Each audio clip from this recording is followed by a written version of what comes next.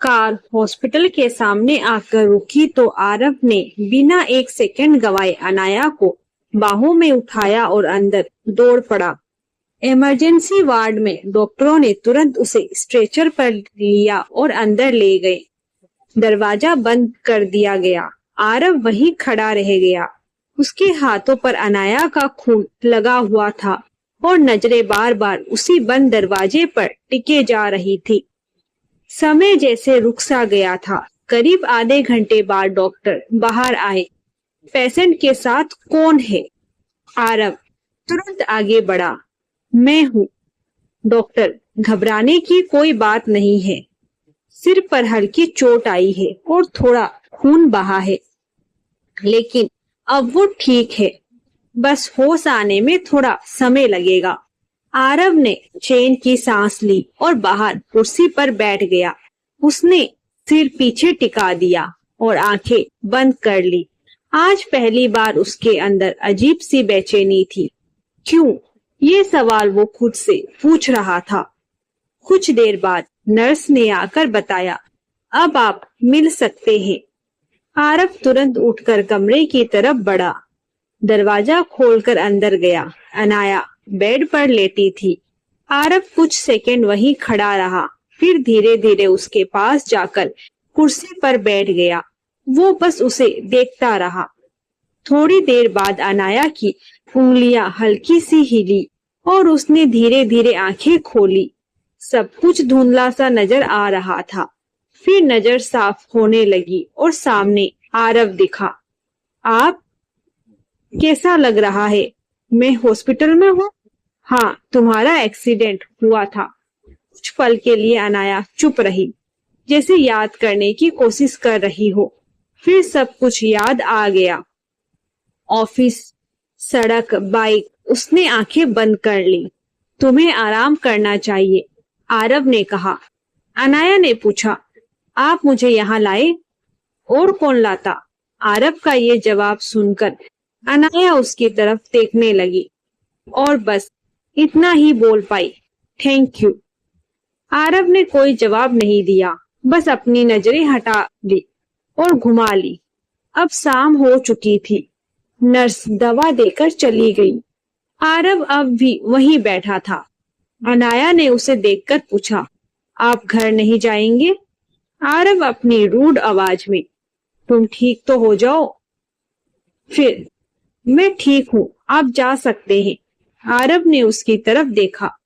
Doctor ने कहा है ऑब्जर्वेशन में रखना है। तो नर्स ने कहा, हम ये सब देख लेंगे। अगर आप जाना चाहते हैं तो जा सकते हैं। अनाया कुछ नहीं बोली, लेकिन उसके दिल में एक अजीब सी हलचल हुई। कोई तो उसके लिए रुका बिना किसी वजह के। रात गहरी होने लगी। अनाया को नींद आ गई। आरव अब भी कुर्सी पर बैठा अनाया को देख रहा था। उसे अचानक अपने अतीत की याद आ गई। वो भी कभी ऐसे ही अपने के लिए रुका था, किसी को इतना महत्व दिया था और बदले में उसे क्या मिला? धोखा। उसने तुरंत अपना ध्यान हटाया और वही सोफे पर सो गया। सुबह अनाया की आंख खुली तो उसने देखा आरव वही सोफे पर लेटा हुआ था। अनाया कुछ देर तक उसे देखती रही। ये वही इंसान था जो ऑफिस में सब पर चिल्लाता था, जिसे किसी की परवाह नहीं थी। लेकिन कल रात वो पूरी रात यहीं बैठा रहा उसके लिए। अनाया के चेहरे पर हल्की सी हैरानी थी और कहीं ना कहीं एक छोटा सा एहसास भी, जो वो समझ नहीं पा रही थी। थोड़ी देर बाद आरव की आंख खुली। उसने तुरंत खुद को संभाला। तुम ठीक हो? अनाया, हाँ, डिस्चार्ज आज मिल जाएगा। तब तक डॉक्टर भी आ गए। चेकअप किया और दोपहर तक डिस्चार्ज दे दिया। हॉस्पिटल से बाहर निकलते वक्त अनाया धीरे धीरे चल रही थी। आरव उसके साथ था। कार तक पहुंचते पहुंचते उसने कहा, मैं कैब ले लूंगी। आरव ने कहा, बैठो चुपचाप। मैंने कहा ना। अनाया चुपचाप कार में बैठ गई। रास्ते में दोनों चुप थे, जैसे बिना बोले ही बहुत कुछ कहा जा रहा हो। घर के बाहर कार रुकी। अनाया उतरने लगी, फिर रुक गई। थैंक यू, फिर से आरव ने बस सिर हिलाया। कल से ऑफिस आ जाना टाइम पर। इतनी जल्दी? हाँ, काम नहीं रुकेगा। अनाया हल्का सा मुस्कुरा दी। पहली बार आरव ने उसे जाते हुए देखा और फिर कार स्टार्ट कर दी। उसे खुद भी समझ नहीं आ रहा था कि ये सब क्या हो रहा है। क्यों वो बार बार उसी के बारे में सोच रहा है? क्यों उसकी चिंता हो रही है? शायद ये सिर्फ शुरुआत थी। अनाया खिड़की के पास खड़ी थी। कुछ देर तक बस बाहर देखती रही। कल की रात उसके लिए अजीब थी। दर्द भी था, लेकिन पहली बार किसी का साथ भी महसूस हुआ था। उसने आईने में खुद को देखा। सिर बेड पर बैंडेज किया हुआ था, लेकिन चेहरे पर उदासी थी। लेकिन अफसोस तो किसी का साथ भी महसूस हुआ था। उसने आईने में खुद को देखा, सिर पर बैंडेज किया हुआ, लेकिन चेहरे पर उदासी थी। लेकिन ऑफिस तो जाना ही था। ऑफिस पहुंची तो माहौल थोड़ा अलग था। लोग उसे देख रहे थे, पूछ रहे थे।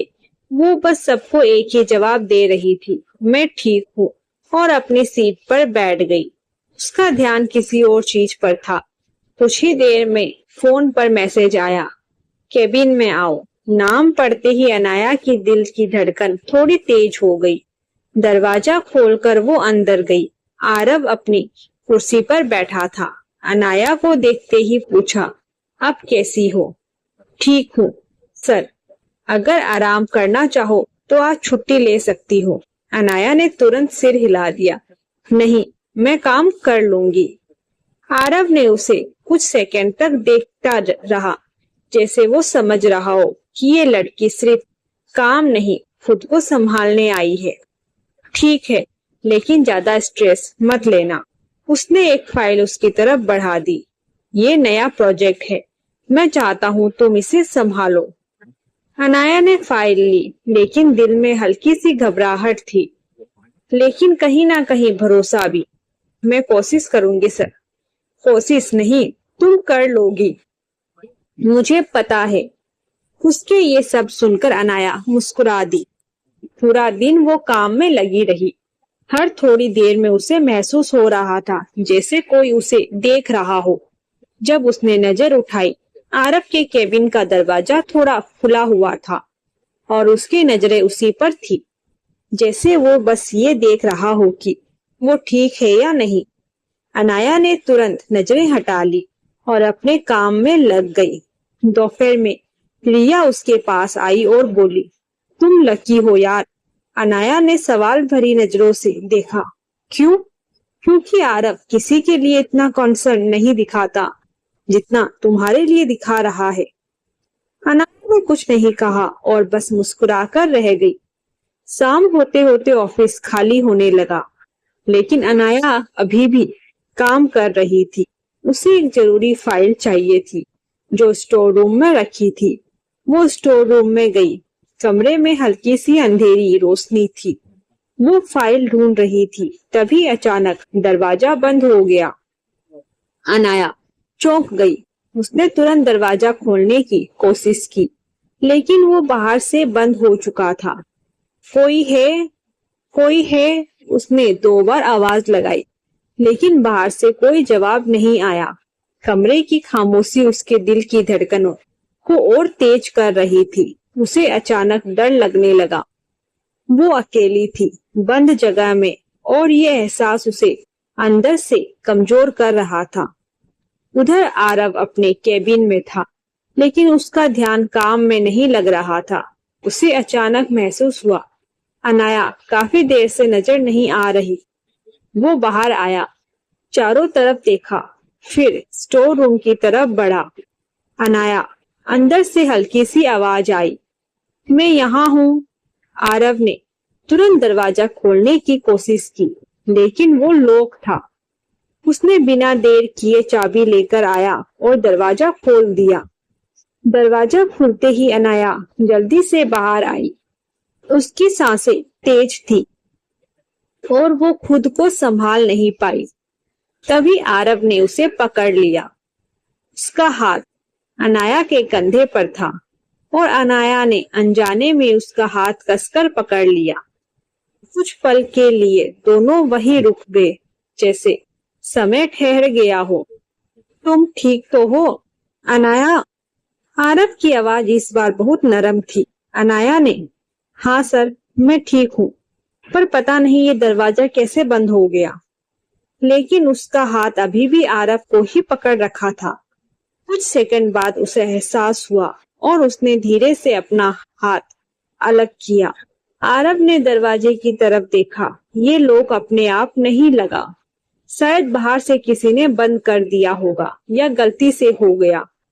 उसने ज्यादा बात बढ़ाई नहीं, जैसे वो उसे डराना नहीं चाहता था। फिर उसने अनाया की तरफ देखा। अब तुम ठीक हो तो चलो बाहर। दोनों साथ बाहर आए। ऑफिस लगभग खाली हो गया। शाम की खामोशी में दोनों के कदमों की आवाज साफ सुनाई दे रही थी।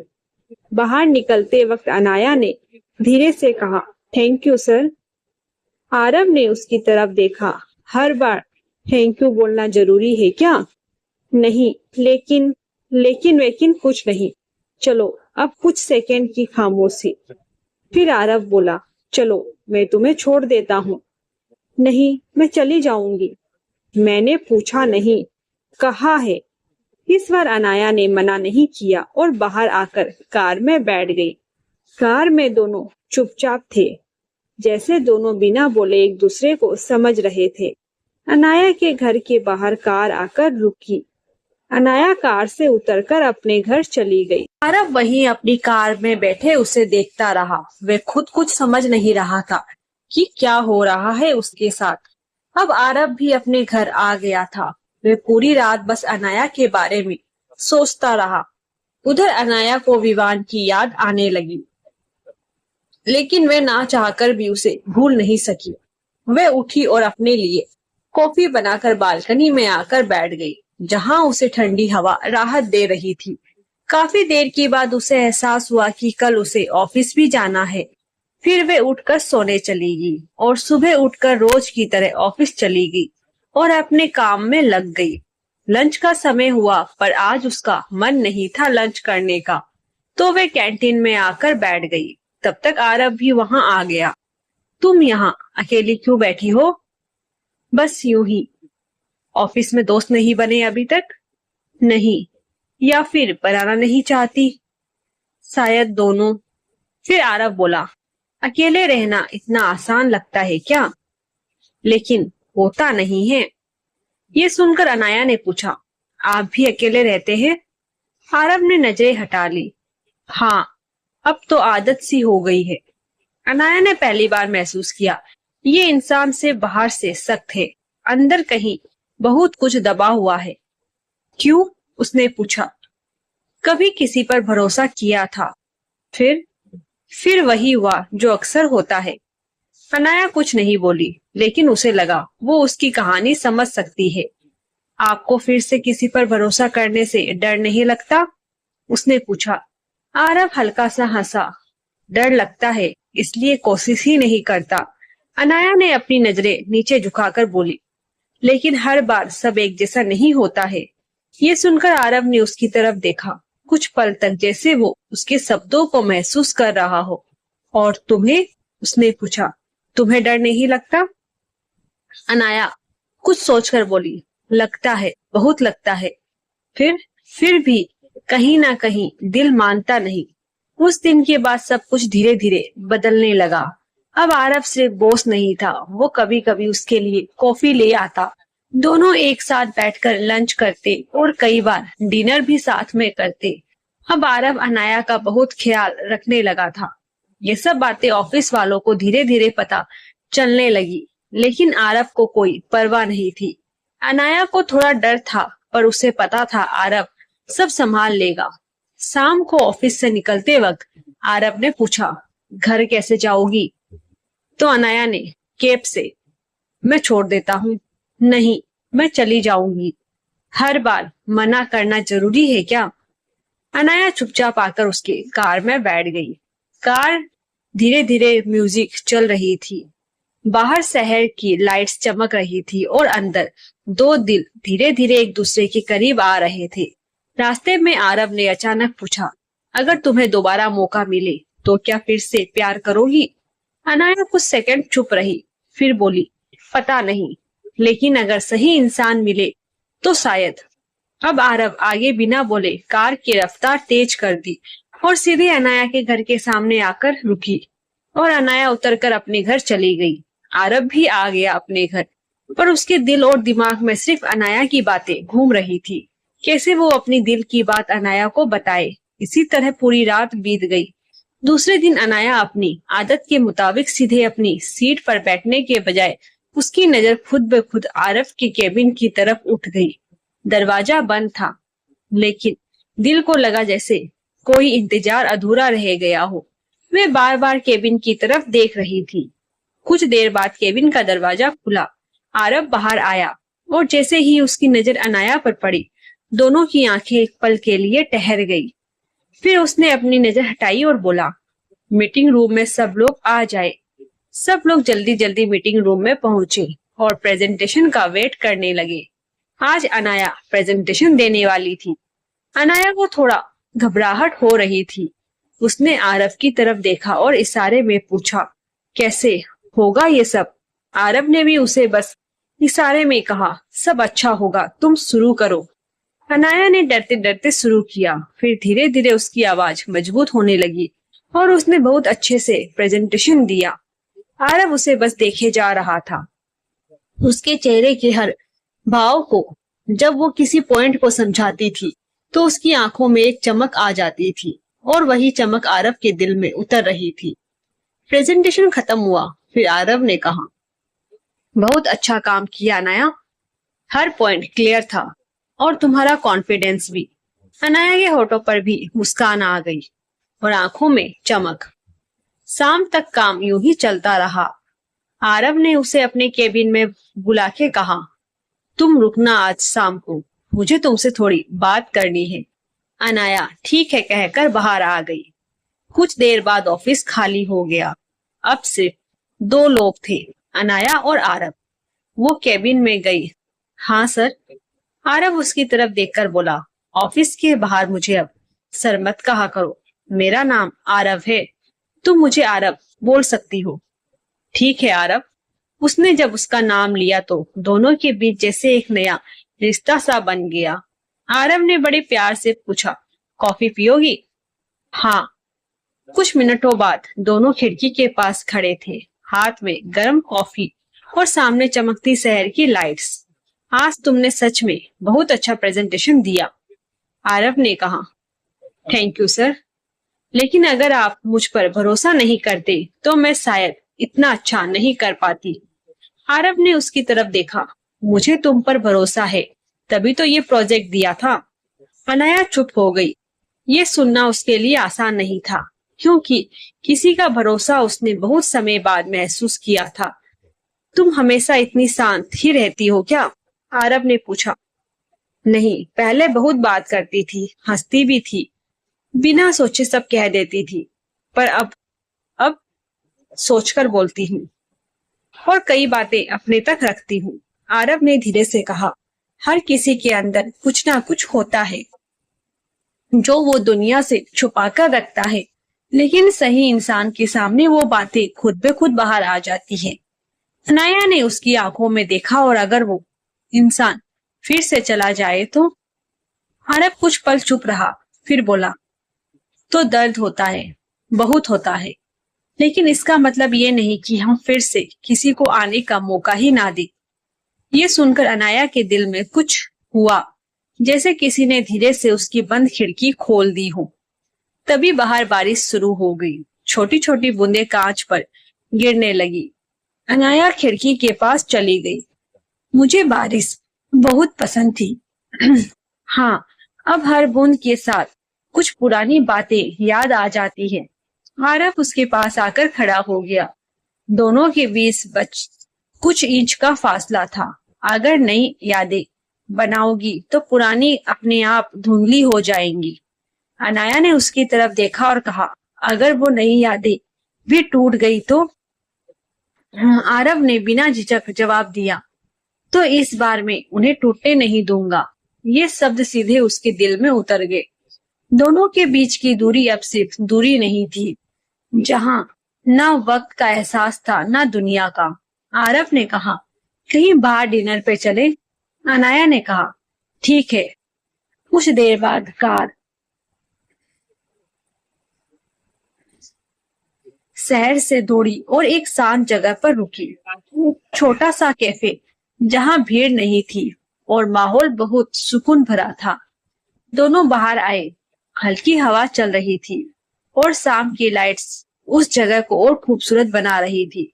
दोनों एक टेबल पर बैठ गए। कुछ सेकंड कोई कुछ नहीं बोला। अनाया, तुम्हें पता है मैं तुम्हें यहाँ क्यों लाया हूँ? शायद आपको कुछ कहना है। आरव ने गहरी सांस ली, जैसे वो अपने अंदर की सारी बातें एक साथ बाहर लाने वाला हो। मैंने बहुत कोशिश की खुद को रोकने की। सोचा ये सब गलत है, जल्दी है, लेकिन जितना खुद को समझाता हूँ उतना ही तुम्हारे करीब आ जाता हूँ। अनाया चुप रही, लेकिन उसकी धड़कनें बहुत तेज हो रही थी। तुम्हारे साथ सब कुछ अलग लगता है, तुम्हारी बातें, तुम्हारी मुस्कान, यहाँ तक कि तुम्हारी खामोशी भी। आरव उसकी आंखों में देखते हुए बोला, मुझे तुमसे प्यार हो गया है अनाया। ये सब सुनते ही जैसे समय रुक सा गया। अनाया कुछ सेकंड तक कुछ बोल ही नहीं पाई। उसकी आंखें बस उसे देख रही थी। मैं जानता हूँ तुम्हारा पास्ट आसान नहीं रहा, मेरा भी नहीं रहा, लेकिन मैं ये भी जानता हूँ कि अगर मैंने आज ये नहीं कहा तो शायद कभी कह नहीं पाऊंगा। मैं तुम्हें मजबूर नहीं कर रहा, बस जो दिल में था वो कह दिया। अनाया ने अपनी नजरें नीचे झुका ली और बोली, मुझे फिर से टूटने से डर लगता है। इस बार मैं तुम्हें टूटने नहीं दूंगा अनाया। अनाया की आंखों में आंसू आ गए, लेकिन इस बार ये आंसू दर्द के नहीं थे। फिर अनाया ने धीरे धीरे उसकी तरफ देखा। उसकी आंखों में डर अब भी था, लेकिन उस डर के पीछे एक भरोसा भी उभर रहा था। मैं सोचकर बताती हूँ, अनाया ने कहा।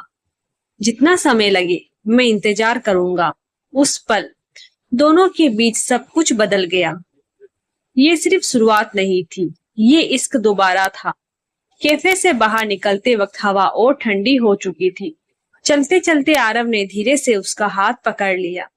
अनाया एक पल के लिए रुकी, लेकिन इस बार उसने हाथ नहीं छोड़ा। दोनों साथ चलने लगे। उस रात ना कोई डर था, ना कोई दूरी, सिर्फ एक एहसास था, प्यार का, जो दोबारा हुआ था। दूसरे दिन अनाया और आरव दोनों बाहर मिले। कुछ देर तक दोनों बिना बोले चलते रहे।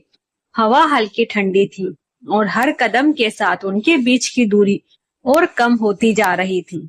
अचानक आरव रुक गया। अनाया भी उसके साथ रुक गई। क्या हुआ आरव? कुछ पल उसे देखता रहा, जैसे वो इस पल को अपने अंदर हमेशा के लिए कैद करना चाहता हो। एक बात कहूं? हाँ, जब तुम मेरी जिंदगी में आई थी ना, तब मुझे लगा था कि तुम बस एक और इंसान हो जो आएगा और चला जाएगा। अनाया चुपचाप सुन रही थी। लेकिन अब तुम मेरे हर दिन का हिस्सा बन चुकी हो। मेरी हर सोच, हर खुशी, सब तुमसे जुड़ गया है। उसकी आवाज में सच्चाई थी और हर शब्द दिल से निकलता था। अनाया की आंखों में हल्की सी नमी आ गई। मैं तुम्हें खोना नहीं चाहता, आरव ने आगे बढ़ते हुए कहा। अब नहीं और कभी नहीं। अनाया ने धीरे से उसका हाथ पकड़ लिया। तो फिर मत खोना अब। उनके हाथ एक दूसरे से ऐसे बंध गए जैसे वो कभी अलग होना ही नहीं चाहते। आरव ने उसे अपनी ओर खींचा। अब उनके बीच बस कुछ इंच का फासला था। अनाया, अब मैं कुछ भी अधूरा नहीं छोड़ना चाहता। अनाया ने उसकी आंखों में देखा और बिना कुछ कहे अपनी आंखें बंद कर ली। बस यही इशारा काफी था। आरव ने धीरे से उसके चेहरे को अपने हाथ के करीब लिया और बहुत प्यार से उसके होठों पर किस कर दिया। अनाया भी खुद को रोकना नहीं चाहा। उसने उस पल को महसूस किया पूरे दिल से। वो किस सिर्फ एक एहसास नहीं था, वो एक शुरुआत थी, एक ऐसे रिश्ते की जो अब कभी टूटने वाला नहीं था। कुछ पल बाद जब दोनों अलग हुए तो दोनों के चेहरे पर वही मुस्कान थी जो सिर्फ सच्चे प्यार में होती है। आरव ने उसके माथे को छुआ। अब में हर खुशी, हर दर्द सब साथ में होगा। अनाया ने उसका हाथ और कसकर पकड़ लिया। हमेशा, आरव ने हल्के से हंसते हुए कहा। पक्का, अनाया मुस्कुराई। इस बार इश्क अधूरा नहीं रहेगा। सूरज पूरी तरह ढल चुका था, लेकिन उनकी कहानी अब पूरी रोशनी में थी। दोनों साथ खड़े थे, हाथों में हाथ, दिलों में एक एहसास, इश्क जो दोबारा हुआ और इस बार हमेशा के लिए हो गया।